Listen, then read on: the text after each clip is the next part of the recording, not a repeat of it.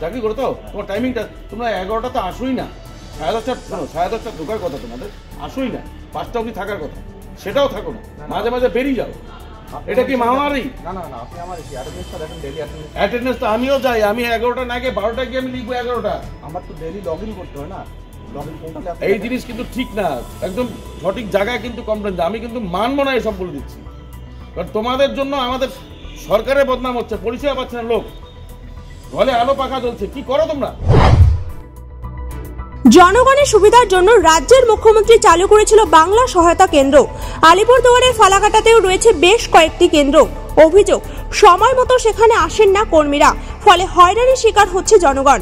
তারা কাজ করতে এসে কাজ না করতে পেরে ফিরে যাচ্ছে বলে অভিযোগ উঠেছে। বুধবার বাংলা সহায়তা কেন্দ্র পরিদর্শন করতে এসে এমন অভিযোগ করলেন ফালাকাটা তৃণমূল টাউন ব্লক সভাপতি শুভব্রত দে। তিনি বলেন, সকাল 11টা পার হয়ে গেলেও বাংলা সহায়তা কেন্দ্রে কোনো কর্মী নেই। এদিকে লাইট জ্বলছে, ফ্যান চলছে ঘরে, এতে বিদ্যুতের অপচয় হচ্ছে। এটা কোনোভাবেই মানা যায় না। আমি এই বিষয়টি ঊর্ধ্বতন কর্তৃপক্ষকে অবশ্যই জানাবো।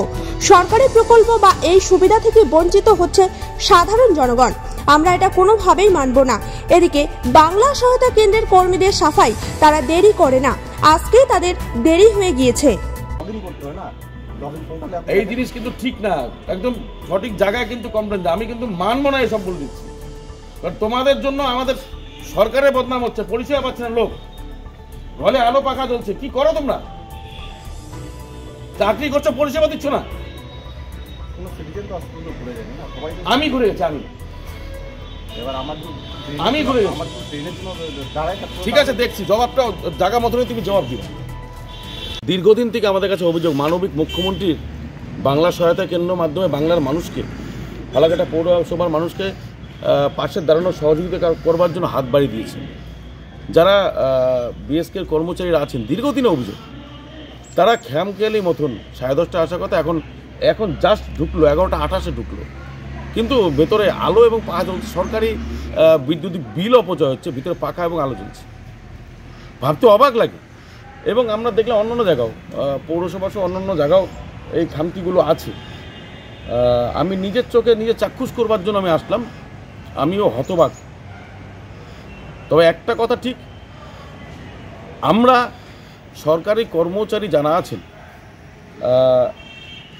সঠিক সময়ে এসে মানুষকে পরিষেবা দিক, অন্যথায় আমরা বসে থাকবো না চুপ করে। আমরা প্রশাসনিক স্তরে আমরা যেখানে কমপ্লেন করে আমরা করব, আমরা মানুষের পাশে, মানুষের সাথে। অ্যাকচুয়ালি আমি তো আজকে 11:08 আসছি, এটার জন্য আমি খুবই দুঃখিত। কারণ আমার বাড়ির সামনে রেল গেট পড়ে, ওখানে আমার প্রায় 19 থেকে 20 মিনিট দাঁড়াতে হবে, ডাবল ট্রেন ক্রসিং হলে, এর জন্য আমার আজকে লেট হয়ে গেল। নয়তো আমি 10টা 40, 44, 45 মতো ঢুকে পড়ি। এবার প্রত্যেক দিন তো সময় হয় না, এখন বাড়িতে কৃষিকাজের সিজন, ওই জমিতে একটু তারপরেই আসা হয়। বিশ্বনাথ। আমার তো মানে অল্প অসুবিধার জন্য আজকে দেরি হলো, কিন্তু আমার এখন প্রতিদিন হয় না, কারণ আমাদের যে হায়ার অথরিটি আছে, সে আমাদের অ্যাটেন্ডেন্স দেখে, আমাদের আসার পরে একটা অ্যাটেন্ডেন্স হয়, সেই অ্যাটেন্ডেন্সটা হায়ার অথরিটি দেখে।